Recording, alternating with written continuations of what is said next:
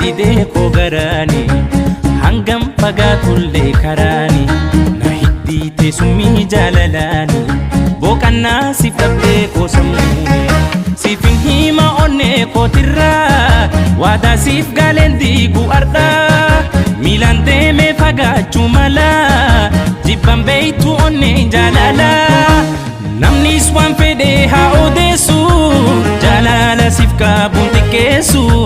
jaalala siif qabuun xiqqeessu namnis waan fedhee haa odeessu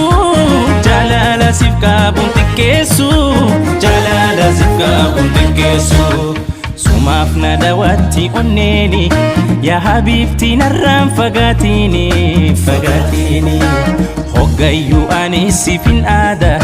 kennaa rabbi koo atanaaf qooda anaaf qooda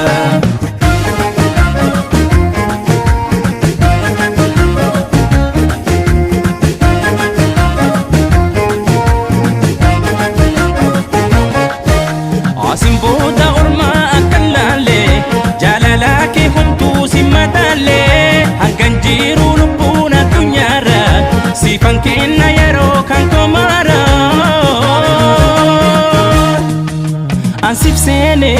kana waada jaalala nan jiraachuu barbaada ansif seene kana waada jaalala nan jiraachuu barbaada hin fagaannu anaaf si gargari jaalalaan jiraanna ardaa bori waadaa keen balleessu ani baari wajjin jiiraannan baanu gargari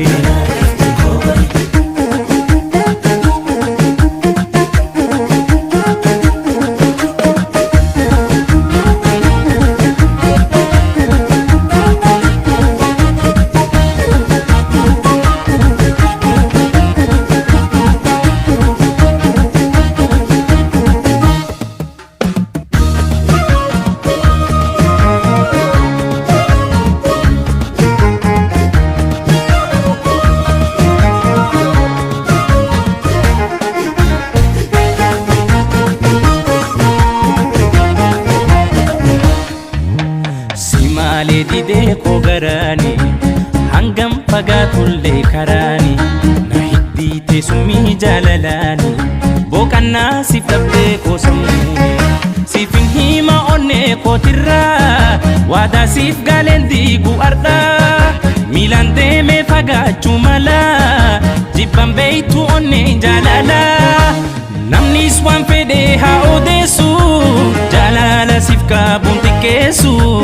jaalala siif qabuun xiqqeessu namnis waan fedhee haa odeessu jaalala siif qabuun xiqqeessu jaalala siif qabuun xiqqeessu sumaaf na daawwatti onneeni yaa habiibti narraan fagaatini fagaatini hoggayyuu ani siifin aada kennaa rabbi koo atanaaf qooda anaaf qooda